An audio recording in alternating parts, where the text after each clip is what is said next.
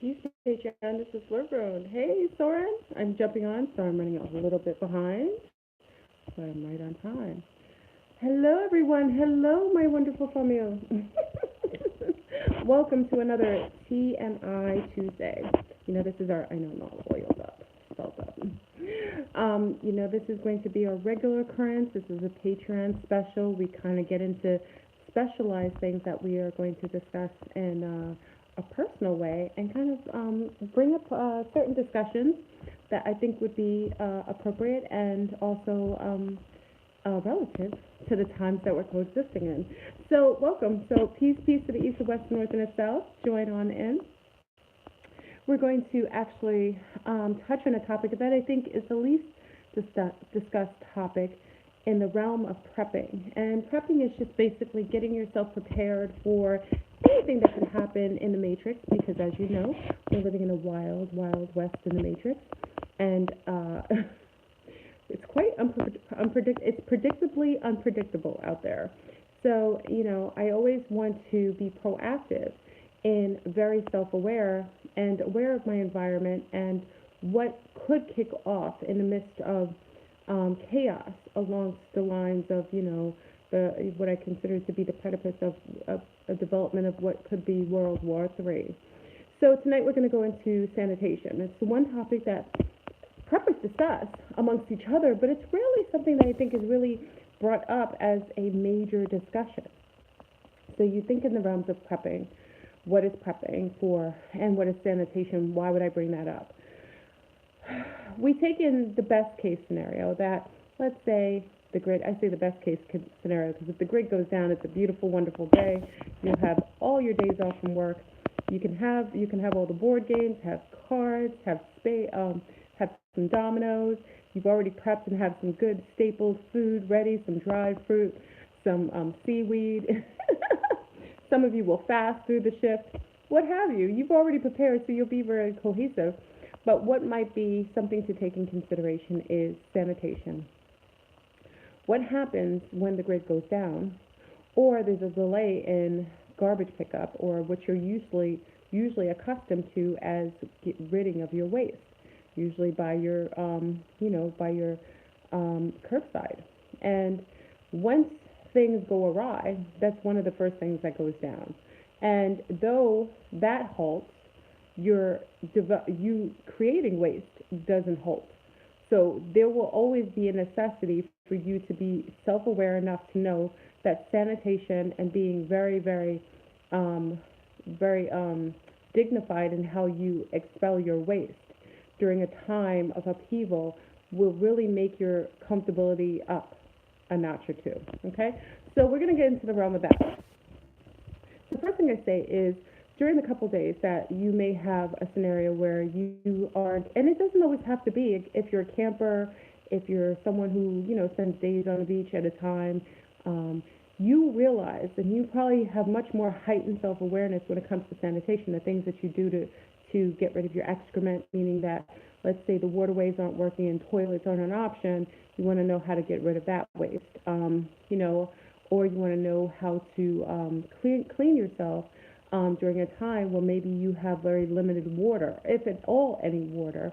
Also, you want to be self-aware of the things that might be required for you to keep your immune system healthy, even though everything outside of you may not be as sanitary as you would like.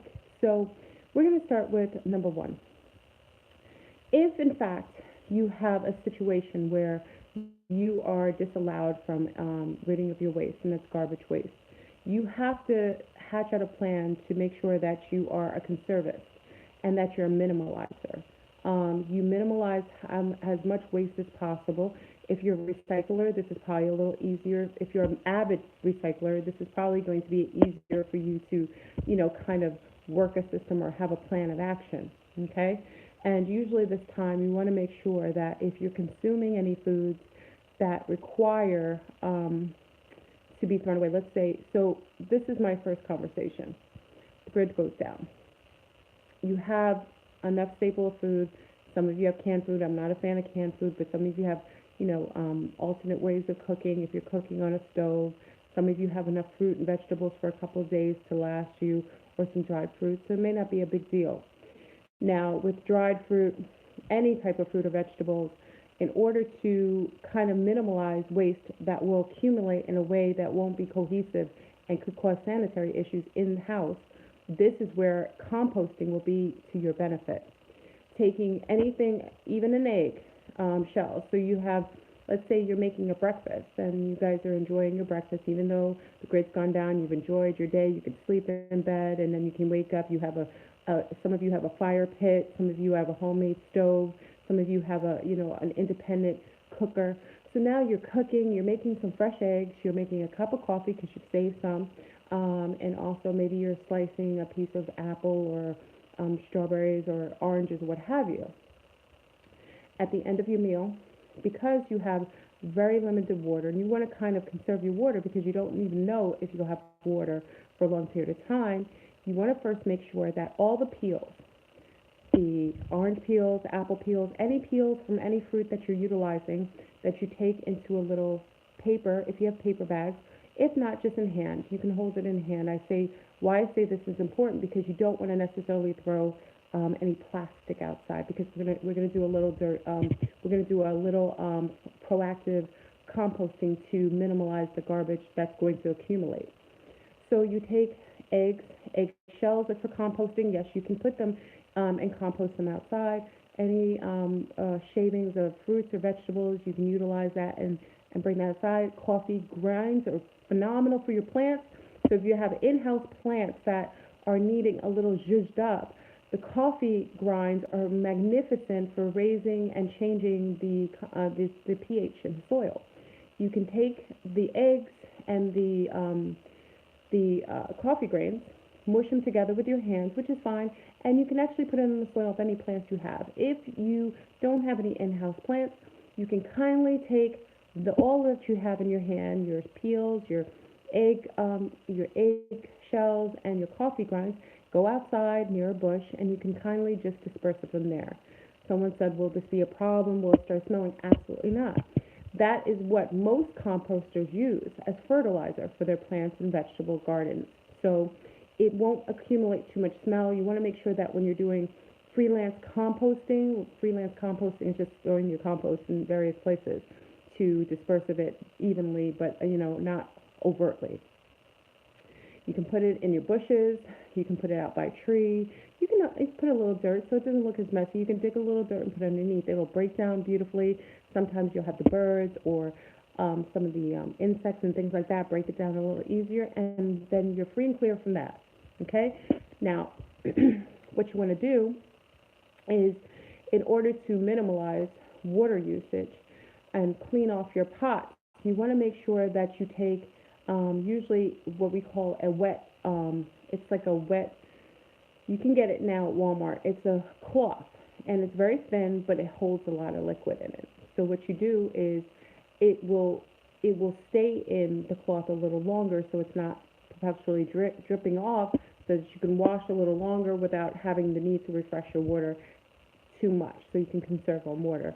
You can wipe down your pans, make sure that you wipe down your pans, and once you're done wiping them down and making sure all the soot is off the pots, you can just nicely drain the water out of it to rinse it out once on, inside, and leave your pots upside down so you don't build up condensation, okay? That's for in-house sanitation. Then you want to take in consideration that depending on the amount of days, you want to make sure that if the toilets are not working, that you have a system of utilizing the toilets outside. I mean, the old-fashioned way of going to the bathroom outside without bringing any sort of vermin to you or drawing attention or smells coming with that. Okay? So usually the case is, if you still have water, utilizing the toilet, but you don't have electricity or the water is very limited, you want to make sure that you're not utilizing any excrement, any number twos in the toilet. What you can do, if you are, if you're living somewhere where you have yard space, you can go out about it's about 8 feet away from your house is the safest point to go to utilize as a bathroom. You're going to make your own makeshift sanitation center where everyone can utilize it at one point and then close it down and then take another point and seal it. Okay? So usually 8 foot is usually a safe distance from the home or wherever you're camped out to be able to go to the bathroom safely without bringing a level of pestilence with it, and also smells. If you have a bucket, and it's not required because a bucket just brings more things to clean. This is if you're making a makeshift. The best way, let me show you the best way to go to the bathroom 8 feet away from the house is make sure that if you have a fire pit, which is wonderful, then you have all that wonderful charcoal soot. I want to make sure that we're utilizing everything. Remember, we're being we're being conservative, and also we're utilizing everything that will allow our survival to be comfortable and as cohesive as possible. You want to take all that soot from your fireplace or your fire pit. And I'm assuming a lot of you will be outdoors or you have fire pits or fireplaces in your house, hopefully. Okay? If not, it's not a necessity, but I'm assuming if you have a yard, you have access to be able to burn wood or burn something in order to keep warm or to have access to cooking. You're going to take all that wonderful soot, all that charcoal, and you can put it in a plastic bag at that point because charcoal is usually really quite clean and clear. You want to put it all in that. You want to look at the spot, measure, do 8 feet, make sure you count. If you don't have a measuring stick and you can't really figure it out, you take your foot and you count it simply 8 steps away. You want to kind of double it up if you're a woman. A man usually does a nice bigger step than a woman, so you want to make sure you're generous with the amount of steps to make it 8 feet. Once you do that, you want to dig a hole. Now, one thing that you should have in the house is a wonderful, what we call a handy, compact shovel. It's a very shallow shovel. It's very short, and it's easy to bring with you, put in your backpack and your bug-out bag. It's wonderful to carry. Sometimes it extends, like it has a pull-out handle, so it can extend to a little further out if you want to do that. You want to dig a hole about to 3 feet down, okay? 3 to 4 feet down. You want to make sure the hole is nice and round. It's okay if the hole has a little ridges on the side, and you want to keep the dirt nice and even around the ends. You want to take that wonderful charcoal that you have, and you want to put that charcoal generously in that hole. What does the charcoal do? The charcoal is going to not only absorb the moisture of the excrement, which is your stool. It will help to break it down quicker and disallow scents to be so so strong that it will attract vermin. Okay, and you won't have as many issues with again having collected stool sitting there after all the electricity comes back. You won't have to worry about cleaning that up again because that carbon, that wonderful charcoal will break it down for you, and it will pull the moisture out of the stool, and allowing it breaking down, and eventually it becomes soil. Okay, so you want to utilize that space. You make sure you put charcoal in there. What I would tell you to do is if you have a if you have a nice size cardboard box, you cut out a nice size that covers that hole. On that hole, okay, and on the hole itself, you can do what I consider to be a makeshift. You cover the actual hole itself with the cardboard box, and then you can actually take a razor and cut a small hole inside the middle of the box so that you have a sitting place to sit on top of the hole, okay? And usually what I like to do is if I have a bucket or something, I put the bucket on top or another cardboard box on top so that it sits there so that it's not movable. So a heavy, upside down bucket with like a weight or a brick on top. So it's not movable, so it's always staying sanitary, clean, closed, so there aren't bugs going inside of it, so that when each person goes to the bathroom, that when they go, they're not worried about things coming up because it will be sealed, okay? And also the charcoal on the bottom will disallow from, pestilence, all kinds of little bugs and things that will bother your bum while you're going to the bathroom or potty, from messing with you because it'll keep them from being, it's almost works as like a pest control, Okay, charcoal. Okay, so we're taking care of that. We've got toilet outside, away from the house. It's better to have it outside of the house than having a toilet that ends up getting clogged up or anything because, again, if you have a toilet that has backed up because you have days of excrement without being able to flush and without water to be able to pour it down and to flush it, that causes a sanitary issue inside of the house. And I'm always a fond proponent that I want everything that isn't healthy outside of the perimeters of where I'm staying as opposed to the in, okay? So you can keep the bathroom clean and clear if you find a perfect spot outside. Now, I would say if you have a family of four, um, what you will state is that that hole should be about 3 to 4 feet deep. Within 2 to 3 days, that hole should be sealed, covered back up, and then you create another hole doing exactly the same thing, a little distance away, a little further out, so that you're not overutilizing the hole and making it too much excrement that it can't be held in. It can't break down.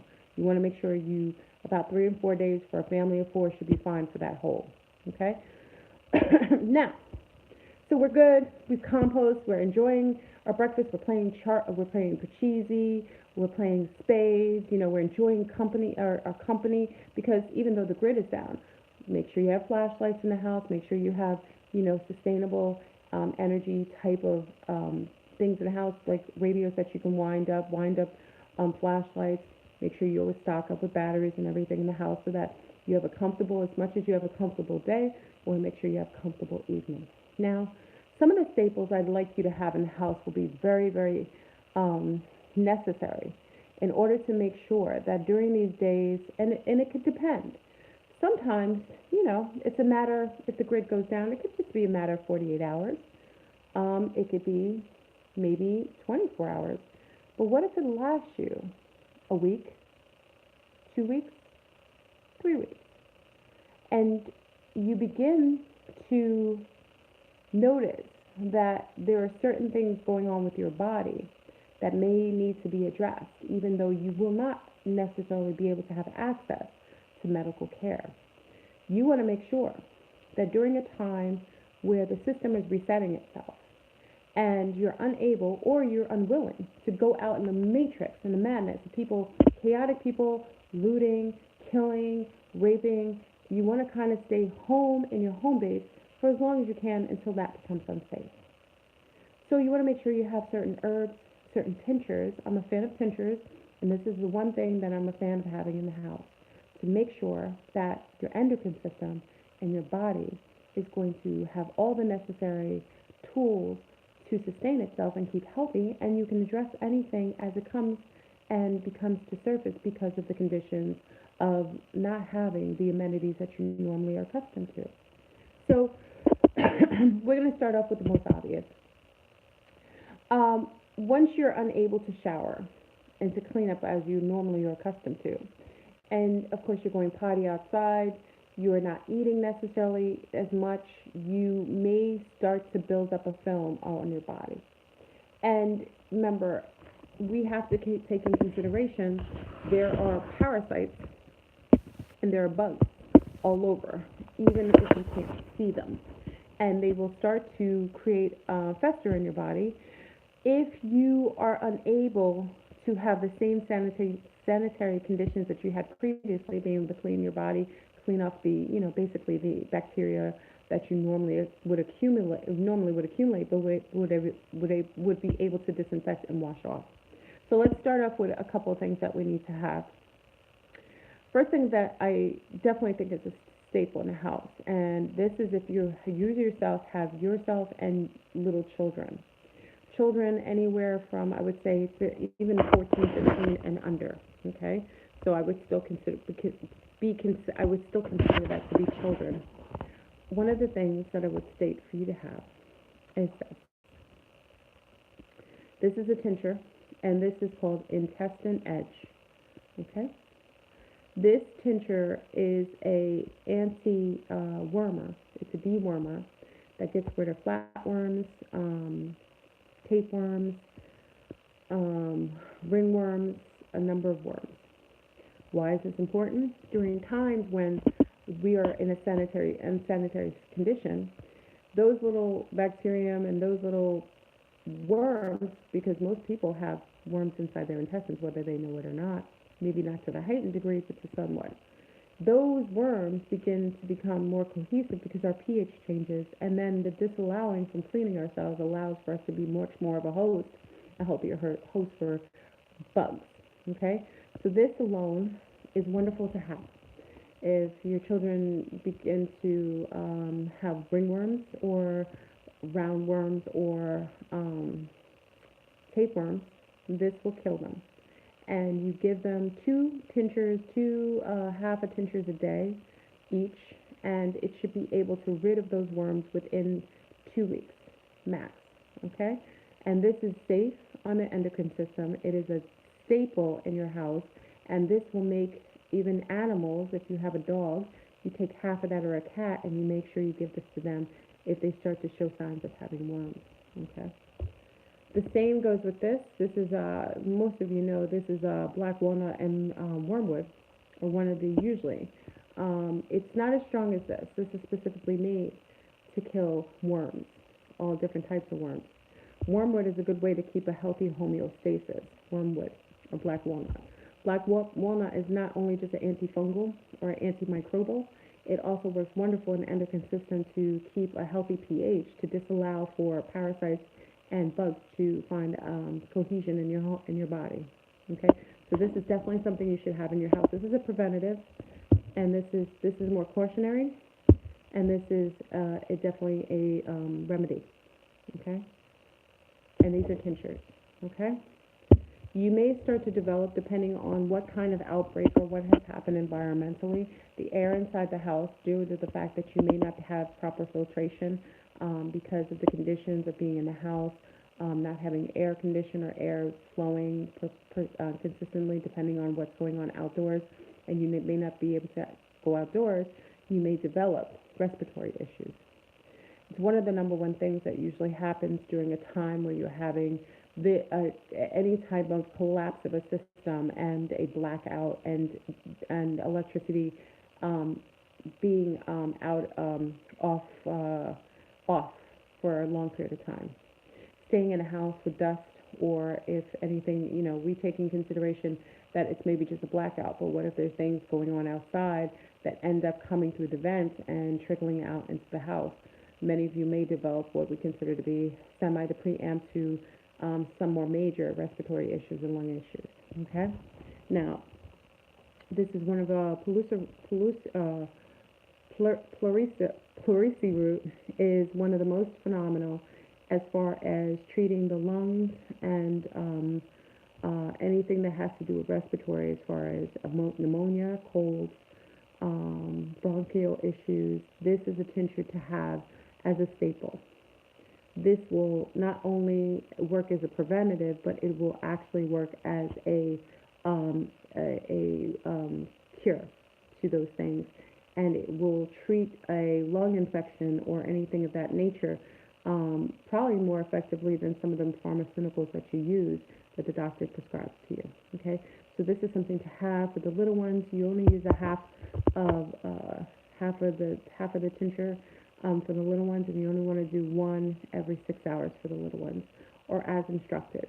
Okay, so each one of these, because it depends on the dose that you get, but you should always have this, and also this is great to have in your bug out bag.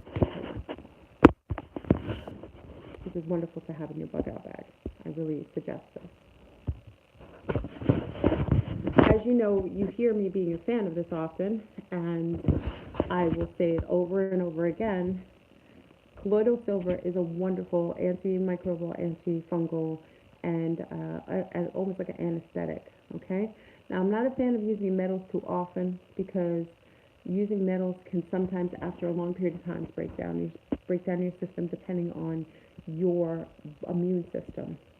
But this is wonderful when something's about to come on and you're not even sure what it is.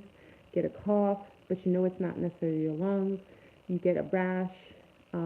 Get anything that you can't really identify and you don't have the means to find out. This is a great additive to your bug out bag and also to your emergency health and wealth system in your house. You can spray it on the skin.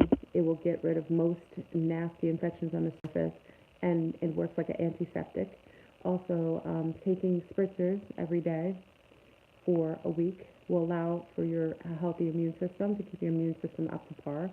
Silversthebomb.com. You don't want to take it every day. Just you only want to take things as needed. Okay. So be mindful not to just take things to take them because you want to make sure you keep upholding a healthy immune system. And by keeping a healthy immune system, you have to make sure that you have things in case of emergency, but you don't want to overutilize anything because it will compromise your immune system and it won't work when it's supposed to. Okay. Now, one of the number one things that happens with women because of our menses or because we're unable to wash our yoni space, that becomes more of a concern over long periods of time of unable to wash properly in the special spot, our Stargate, and we may collect or begin to build up yeast. Okay? Now, one of the things that you always need to have, and this is number one for women, and if you have young women under the age of 15 or 15 and above, you definitely need to have two of these, one in each bug out bag. This is called Candida yeast. Okay? This will address any yeast, hyper yeast issues,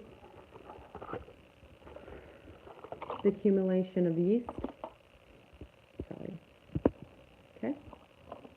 It works. It's thebomb.com. It works better than most yeast infection medicines. Again, it's a tincture. You take it by mouth, and sometimes it's not a matter of just adult women. Men build up yeast, and also little babies can build up yeast. With the babies, just use as I always say a word of, because usually they don't have a recommendation for little babies. They'll tell you to go to a doctor, but I always say I'm not a doctor, I'm not a medical physician, but you only do like a very tiny bit to the, little tiny tincture to the end of the little baby. So you can give them like 3 or 4 drops. So if you feel like they're building up yeast, and you also give them a drop first to see how their body reacts to it, and if it's fine, give them 3 drops every 6 hours, okay, to address any yeast issues. And again, this is something that every woman should have because, again, in a situation where sanitation is in question, the one thing that starts to build up is yeast in your system. And because you're not washing your yoni space and there's a lot of moisture building up with bacteria building up, you're more than likely going to have a yeast infection. You want to make sure you at least have a healthy pH and be able to address it and remedy it immediately because that long term can cause more major issues. Okay. Now,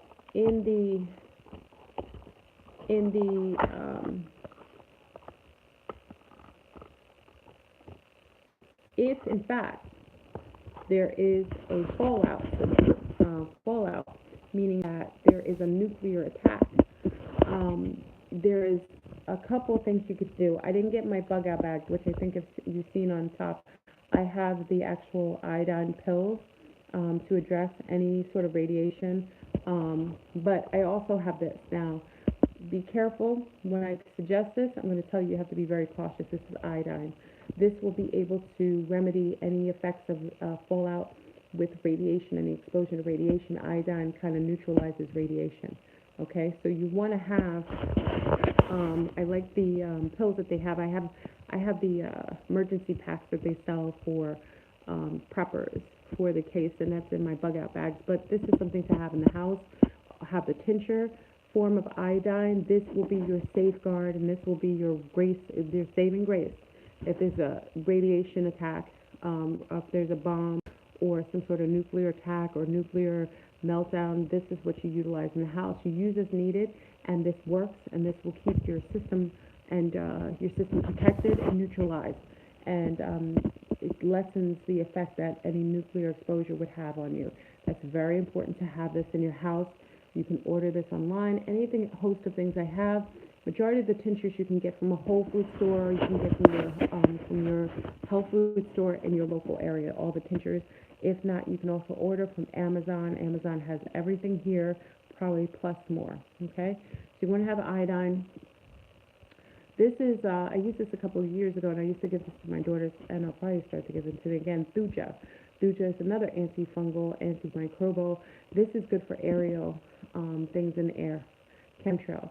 So Thuja will neutralize your system from being exposed to barium, aluminum, and a host of other chemtrail products that they like to put in the sky that you will inhale. That you will neutralize it. I love to have this in the house. I used to give it to my little ones in the water. They were fine with it. I'll probably start giving it again because they're starting to do more heavy chemtrails. It just makes your system up, keeps your system phenomenally. So again, this is the aerial protective. It makes sense to have this. Can you spell that on show us again? Okay, Thuja. This is Thuja. Thuja. Thuja. Okay. And the other for the lungs, Perusi root. Okay, that's for the lungs. This is great. This is intestine edge. That's to get rid of all worms. Okay, that's the cure. And black walnut and wormwood is for just an upkeep to make sure they're staying parasite free. Okay. The Candida yeast. This is a homeopathic method of controlling yeast. Now, if you're not, remember, everything that I'm showing you is based on homeopathic, my homeopathic background. You know, other preppers are not into the tinctures and the herbs, and that's why you'll get a different take on other peppers. I am holistic, I'm an herbalist, and a naturopathic practitioner. So because of that, you'll see that 99% of everything I use, it's not to say I don't have Western stuff like Band-Aids, peroxide, alcohol. I do have those as staples within my home. But these are things that you will be unable to do. Most of our ancestors used to cure everything with herbs, and it will keep your system. So anytime you take an over-encounter, it may cure one thing, but it may hamper your system in many other ways. These work with your body so that during a time when you're not unable to get what you consider to be medicine that you would normally get over the counter, you'll be able to address your body in a way that your body will be happy, cohesive, and actually regenerate, or be able to sustain being without food, water, or any form of, man-made sanitation for weeks or months on end. Okay? So the yeast that's definitely a necessary. Now, castor oil. I'm a fan of castor oil. Castor oil is the end-all, be-all of everything. This, you can tell how much I use it. This, you should have at all times. Castor oil, the cold-pressed, hexane-free. Cold-pressed means it's not as processed. You get it in its purest form, and hexane-free, which disallows the chemical that sometimes acts as a estrogen inhibitor, or estrogen mimicker, and a testosterone inhibitor. Okay. Now with castor oil, this works several different ways, and this is wonderful. Sometimes during times when we're staying in the home and you're lacking, especially if you're lacking a lot of your liquid base, meaning you're dehydrated, because a lot of the foods that you're going to be eating, especially if you're doing a lot of canned foods or you're doing a lot of dried fruits, you will become more dehydrated, meaning your body will be pulled away from liquids. How that translates is your stool may be hardened. You may become constipated. Whenever that happens, you take in consideration too much constipation for too long a period of time can create septic valves, okay? And that's when you can get all kinds of parasites and worms build up, all kinds of bloating in the bowels. Also, you may get some sort of inflammation based on that, and that can cause a host of other issues. Castor oil is the end-all, be-all of everything, and especially if you have little ones in the house, castor oil is a natural diuretic, or like what is it called? Like an exercise. Like it naturally works to be able to loosen your stool, okay? And you don't have to drink it. You have to only put it on your tummy, on your abdomen. So taking castor oil, the raw form, like I said, I always suggest you can get any castor oil, but I always suggest you get the best of the best. Raw, cold pressed, and hexane free. You can put this and rub it on your tummy, the baby's tummy, especially the little ones, especially if they get constipated. Rub it, and within 2 to 3 hours, you will have a nice loosened stool from this. Also, if you're having any limb issues with circulatory issues with your arms or limbs, this you can rub on your legs and your shoulders, and it will loosen it up. Okay, it expands the cellular walls. Okay. Also, and I didn't put it here. If someone is in danger of having a heart attack, castor oil with cayenne pepper, which I don't have here as a staple. Cayenne pepper should be in your house. This and cayenne pepper can stop a heart attack. You rub it on the chest and you put cayenne pepper, you mix it, and that will help to stop heart attacks. Or to take, if someone can tolerate taking cayenne pepper, it's actually better to take it internally because it does something to the system where it actually relieves the actual cellular walls, or expands it. Okay, cayenne pepper is also good for getting rid of infections on top of the skin because a lot of the little mites and things like that don't like cayenne pepper. Okay, cayenne pepper also is great for what was the other usage? There was something else I was going to tell you to use cayenne pepper for. Headaches. Okay, part of the chemical in cayenne pepper is the same extract used in medicine and headache medicines. Okay, so taking a little cayenne pepper, putting it underneath the tongue, if you have a migraine, it can help to alleviate it, if not rid of it totally. Okay, now this is the bomb.com. This is a great staple. It will make you a lot more comfortable. If you have people who have arthritic problems or issues with their joints, or very stiff, or they're unable to go to the bathroom, this is something you should always have.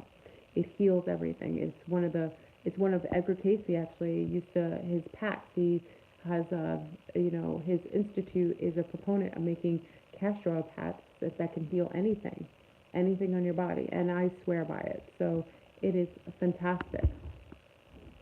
With sanitation with women who have their menses, this is a conversation that is rarely discussed because it isn't something that males necessarily feel comfortable speaking about publicly, and nor is it their concern. In a lot of the prepper communities, it is mostly men who take the forefront of having discussions like this. Sometimes women, but it's a rarity.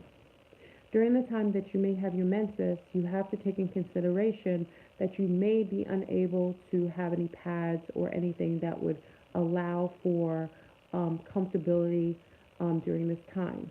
Now, if you don't suffer from, anaphylactic shock, some women like myself can't have like cups or stuff inside. But one thing I say, if it does not bother you to have something internally in you that can collect the menses, the cups are the best at this time. They're the most sanitary, and they need the least amount of care. And they will make sure that you aren't having any issues sanitation-wise. But we'll add another additive to that. If that is an issue like myself, you will have to use another level of sanitation that will also be in compost mode. And where we have to be very careful with this, because depending on where you are safely staying, it will depend on what you utilize for menses control. If you are staying outdoors in camping sites, one thing you will note is blood is something that attracts bigger animals like bears, raccoons, other animals that are attracted to that scent. And you have to be very cautious if you're around water. Sharks obviously are attracted to that and can smell that from miles away. You have to be mindful to be able to mask the scent on yourself, and also to disperse of anything that could potentially draw any more attention to you animal-wise away from you. Okay? So what you're going to do is, one of the wonderful things is having extra socks.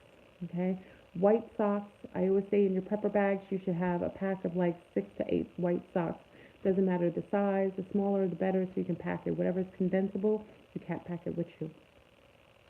Socks are wonderful in that you can utilize socks and also mask also the scent of your menses during this time without having to change the pad too often. because you will make your own makeshift shift pad with a sanitary napkin made out of a sock. Okay. One of the things I will get you in the habit of doing is making sure that if you have a bug out bag, you have bay leaves. Bay leaves are something most people have in their cabinetry. Most of you have it for cooking. Bay leaves is also a deterrent for bugs, and it has a scent that most bugs and insects are actually hate.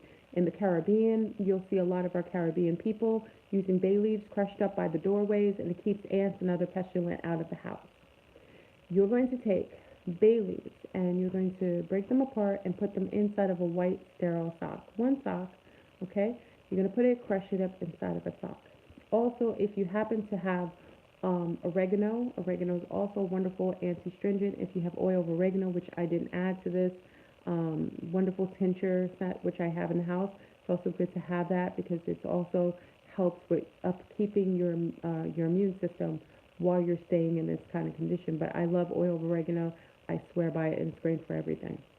But if you have oregano leaves, along with bay leaves, you can do a little mixture of that and put it inside of your sock, okay? You can also take regular base leaves from outside if you have any leaves, or if you have any old flowers, like flower pots that have a little flower, you take a couple of those little leaflets or little pieces of flower petals and put them also inside of the pad, which is your sock. You place them all inside of your sock. You tie it up at the, just basically tie it at the end. You put the sock in your underwear, and that works as a pad. How that works is also absorbs the bay leaves as a deterrent. The oil of oregano and the herbs will also help. The sock will help to absorb. There won't be any scent or anything for animals to even smell that. And even when you disperse of the sock, this is what makes it wonderful. Even if you disperse of it after you've utilized it, and you can utilize this a little longer than you would use for a normal pad because it will absorb more without going in, causing any sanitation issues. When you bury it, which you should always bury this, again, 8 to 10 feet away from the house, not by the septic tank. You want to bury this independently in a shallow hole about 2 feet deep, and also put leaves on top or leaves inside when you put the pad, okay? This will allow for you to walk around also if you are scouting, if you're going out, so animals are unable, because it will mask the scent, and it will also work sanitarily wise with you keeping your pH proper and also keeping you protected and also dry, okay? So that's the way that you make a makeshift pad. There's a couple other ways that people use them. Some people like to use the moss, the Spanish moss off of the trees. I'm not a fan of utilizing that inside because that does not, I personally don't like, moss has these little mites on them, and it also is like a fungus. And I personally, this is my opinion, some people will use them in their pad system. I personally wouldn't put anything that's fungus in between my legs, just because you're bringing that moisture in. That actually works as a symbiotic type of fungus that grows on trees, and the combination between the two, I think it can be damaging and it can cause more problems. So that's just my personal opinion in using that. As far as making sure that you have sanitation also as far as scent is concerned, another staple you should always have in the house is tons of baking soda. Because baking soda is the number one thing that will keep scent and also keep your body from building up perspiration. And one of the things many of you know, I make my own deodorant, and I've used it for years. And I learned it from my girlfriend who moved to Bali over 10 years ago, and it's worked for me tremendously. You take baking soda. If you have coconut oil in the house, which many of you do, I'm allergic to coconut oil, so I'll use avocado oil or castor oil. And you mix it with the baking soda, make it like a thicker paste, almost like it's a little cakey. Make sure if you don't have anything like glass that you're putting it in something like a plastic container, so that you can keep it also clean and clear from anything absorbing. Because remember, baking soda absorbs everything around it. And you take a little bit of that, you put it underneath your underarms, sometimes in your only space, and you won't have a scent. You won't have any scent of perspiration or smells. So it will work as far as that condition with your body, and it's cohesive and it works with your body, not against your body, and there isn't any side effects. So I always find that working well. Another sanitation tool is brushing with, oh goodness, grapeseed oil. That's what it is. Grapeseed oil. No, is it grapefruit seed oil? Yes, grapefruit seed oil. Okay, I have this in my bugger bag. I think you saw it on the other video. Grapefruit seed oil is the bomb.com. You only need a very little bit. It's concentrated. It's like a little oil base. Always, if you don't have a toothbrush, again, this is where having something like a sock, a piece of a sock, or a piece of cloth, and taking a little bit of that grapefruit seed oil and putting it on, and basically brushing your teeth circularly so that you're getting everything away from your gums. And that's a way that you brush your teeth and disallow for anything bacteria to build up in your mouth. And also make sure that you are scrubbing, if possible, scraping your tongue to make sure you don't get that yeast build up on your tongue, which can happen. Now, if you have oil of oregano, I love to use it because it breaks down the yeast inside of you and your tongue. So oil of oregano is an antifungal, antiseptic, so it gets rid of a lot of that. So having that alone after you do a little circular with brushing your teeth. Also, you can use baking soda, again, and making your own paste itself. That same paste that you use for your underarms, you can actually use that to brush your teeth, and actually it will keep the hygiene of your gums healthy during this whole transition. Okay, as far as eyes are concerned, one of the things that many people don't take in consideration is that many people who are in apocalyptic type of scenarios where they are in a non-grid system is they are wearing contacts, and they may not have glasses, and the only thing that they can do is maintain the contacts so that they have a level of sight during this entire time. One of the things that they may not have is saline. Saline is one of the most important things that you need and require for your eyes to stay sterile and to allow healthy homeostasis within the pH of your eyes. And any off pH can cause a number of pink eye, which is catchy, which happens during times like this, or a number of other things. In order to make a perfect sterile saline, I would always suggest, even if you are filtrating, you don't have enough water, always have one bottle hidden somewhere in your house in a darker space, sealed, of a glass Voss. Voss is that glass, that drinking water, where it is still water, literally just still. I always say to keep that in the house. The glass, I'm not a fan of plastic. Plastic breaks down, and it can also cause issues in this type of scenario. If you have Voss, and I say to suggest you just have one in the house, this is the perfect water to make a saline.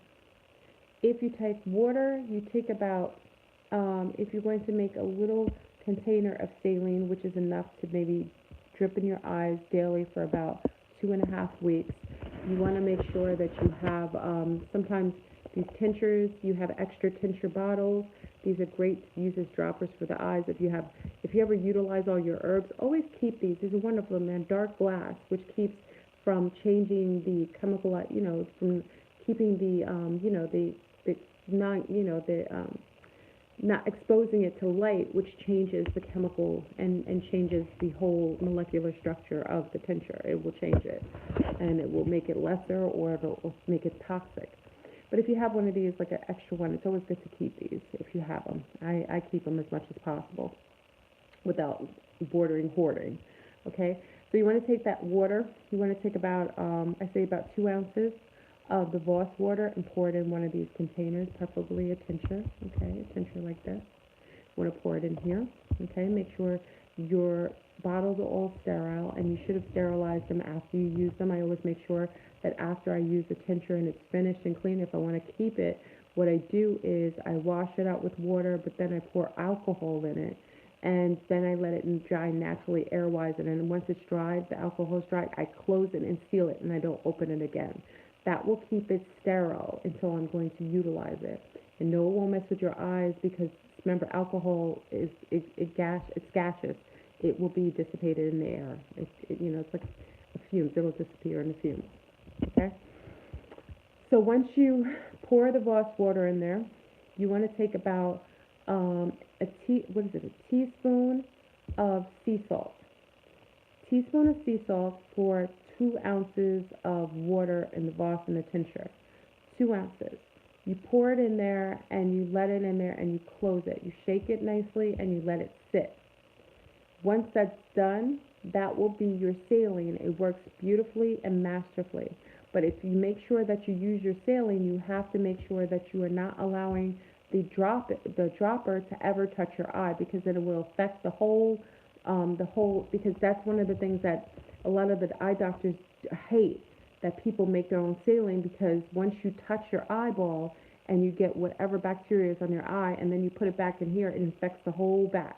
And then you're prone to getting eye infections. So you have to be very careful, even though you're making your own saline, that you keep it just aesthetically clean and disinfected as possible because any contamination will ruin it. And especially with your eyes, you don't want to have eye issues during this time.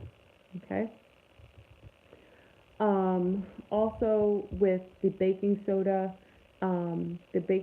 works as something that you can put on your sneakers and shoes. It's also antifungal. At times when you have a lot of moisture in your feet, God knows you could be walking. You may be walking around, having to hike. That moisture builds up. You can get all kinds of fungus on your feet. The one thing I say to also have as a staple in your backpack is also definitely a little medicine jar of baking soda. And you can always sprinkle some of that in the socks, in your shoes, or in your sneakers. That will disallow from bacteria to build up. Also, it'll take away from it takes away the smell. And one of the things, if you're out in the elements, that one thing you want to keep away from animals, because once a grid goes down, that means all those animals are competing with humans for food. And if they're competing with humans for food, you are going to be on that hierarchy of food list to some of these animals, depending on where you live. Okay? And because of that, your scent will now become your number one marker for the potentiality of an animal to attack you for keeping up its cubs or trying to survive itself. Now in a world of human animals taking up their resources, which normally they wouldn't do normally. Okay? So let's see, does anyone have any questions? I know I talked a lot. I just wanted to share a lot. If you have any questions, ask now so we can, I want to see if there's anything. Is there anything else you want to know? Are there any concerns you have as far as sanitation is concerned? Any questions regarding some of the tinctures that I showed you? Usage, where you get them from, what have I used them? Anything you'd like to ask? You have me. This is a wonderful thing on Patreon. You have me all to yourself. Any number of, this is TMI Tuesdays. This is when we just get into things that we normally wouldn't get into discussions long term. And let's see. Any questions? Patreon? I see there's okay. Adrian, I see people are making comments, but I can't see you I see you making comments on Patreon. Let's see. I can't see you on this device. I don't know where you're making the comments. I see you making on Patreon, but I'm going to go to Patreon on here, on my other phone. Hold on, family, because I can't see you on my phone here. Yeah, Patreon. Will you be calling us today? Yes, would you like Soren? Yes, I can call you today if you like. I can. That's why I left my phone open. So if you want me to call and you want to ask a question, by all means, just put your number on there and I'll give you a call. Pets, what do you do if they need to be walked? Same thing with pets. If they're walked, pets, you would have to utilize, you're not going to have them sit on the same points of condition. Now, depending.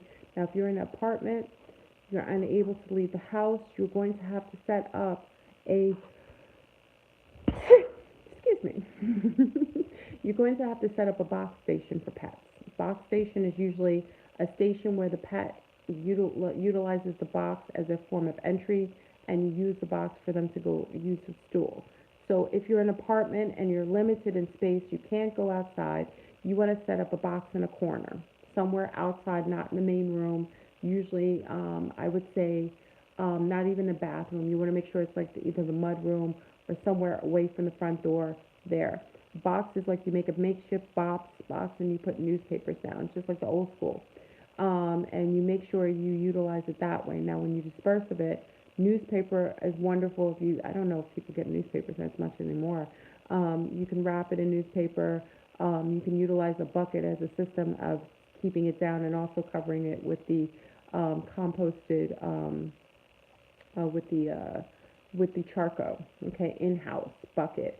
It's always good to have an in-house bucket. I didn't quite get in that conversation.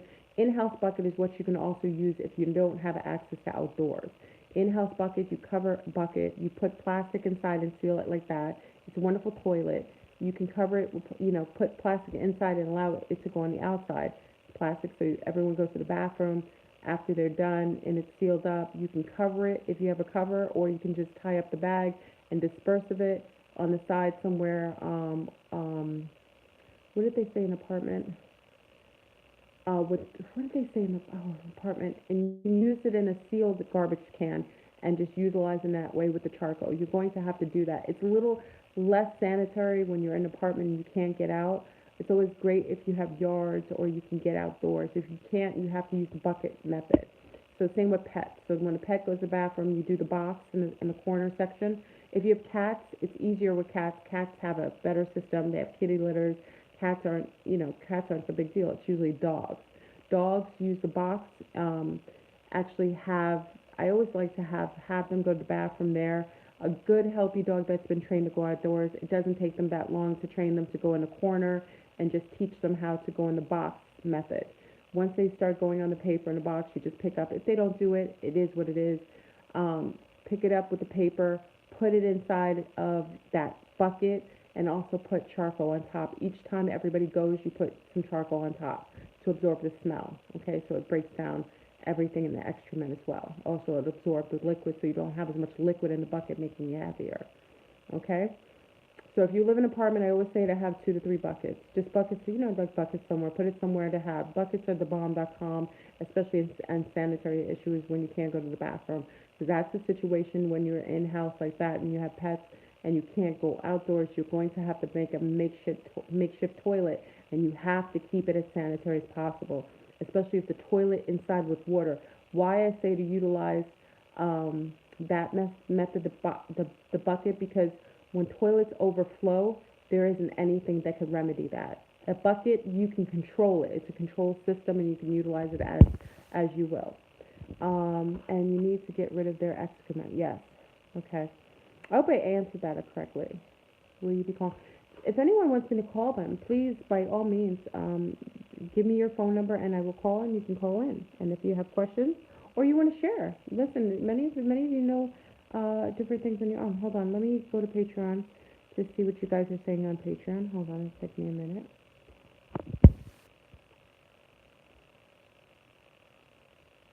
Because I see you're making comments, I just can't see them on my page. And I have to actually log back in. Okay.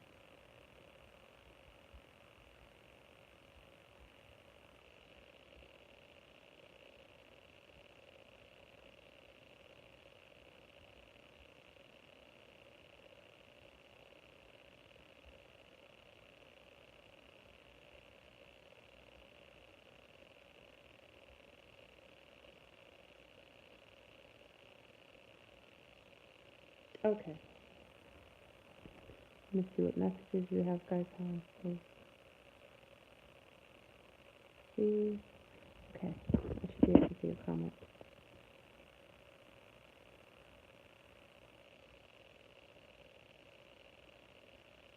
Okay.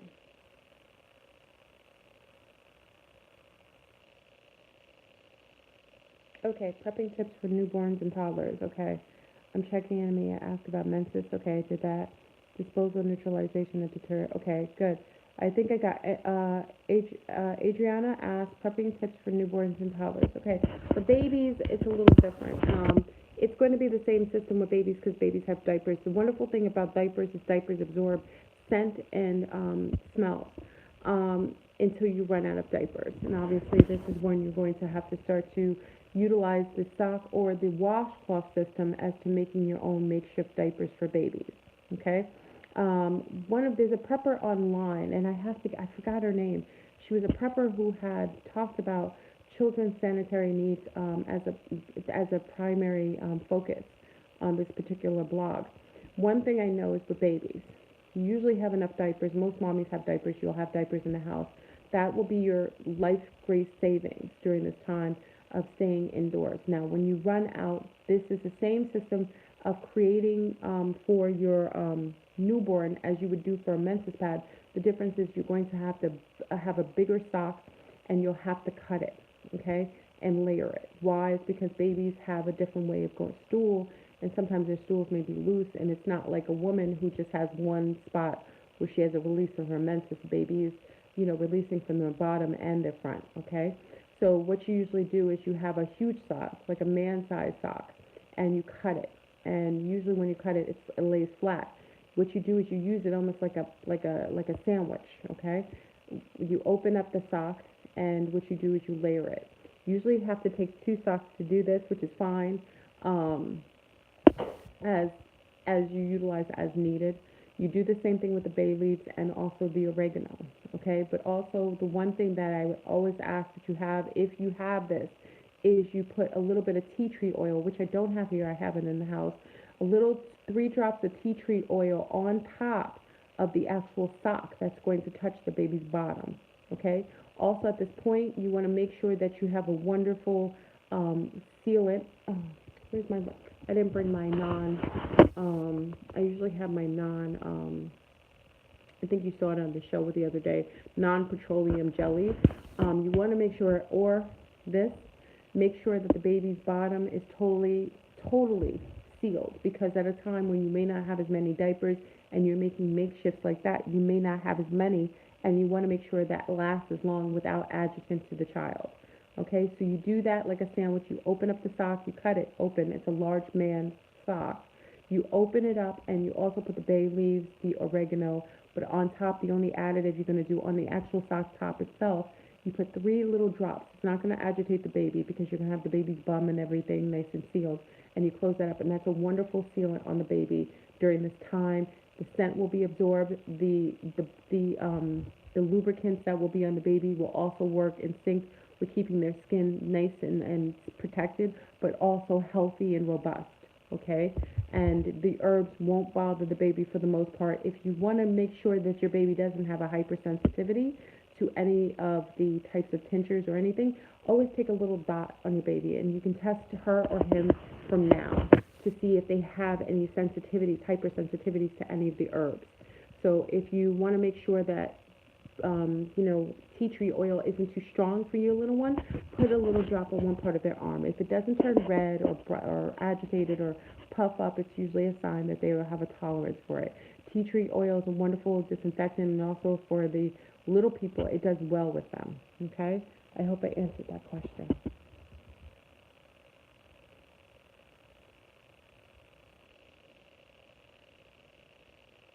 Okay, I think we did the menses, but again, I'm going to forward the young lady who talked about the children. She did a better job, but again, with the menses pads and the diapers, it's pretty much the same system. The only difference, you need a bigger circumference to cover the baby's bum and front, as opposed to a woman. That's the only difference, basically.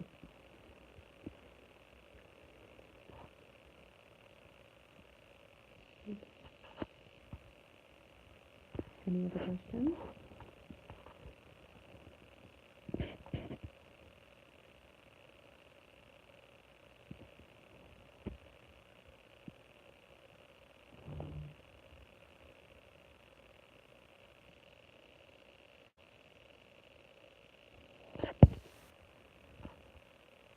Okay. Okay. I guess everyone's question free. I mean, I thought it was a good topic to definitely discuss. Sanitation is something you rarely hear about, and the only time you'll really talk about it is if you're seeking it out. Again, it's not something that's usually initiated in the prepper community, but it's one of the most important things I personally feel as a mother, that needs to be discussed previous to anything happening. Because even if you had one of these, it would be helpful as opposed to having nothing. You know what I mean? So just being proactive and having things just in case. It's not. It isn't putting fear in your mind to be resourceful. And you always want to be resourceful. If you're going out in the day and it could be chilly at night, wouldn't it be smart for you to bring a sweater just in case it gets chilly? My thinking is the same way as if, the world is going batty and mad. Wouldn't it make sense that you have things in the house, staples in the house that can sustain your family and keep everyone healthy and clear while everything goes on outside of you, so that you guys can stay in house, comfortable, enjoying your lives, or like nothing happened until the system goes back up and everything goes and starts to work again. You know what I mean? So family, I guess. Okay. If you don't have any more questions, okay, I guess we're going to end our TMI Tuesday on this note. So, if you have any suggestions for the TMI Tuesdays, I usually have my own thought pattern of what we should discuss, but because we have a more personable group, by all means, make a suggestion for what you would like for our TMI Tuesday. If it's something that I feel is something I have information on and it's conducive, and I feel like many people would benefit from it, by all means, it'll be our next TMI Tuesday. I have my own pattern of thoughts on things depending on the time frame or what's going on or what I just see as relative and relevant. Sorry, family. I appreciated you coming joining me on this TMI Tuesday. Thank you for joining. I hope this was helpful. I hope it will allow you to see things from a different perspective. And by all means, always vet everything out.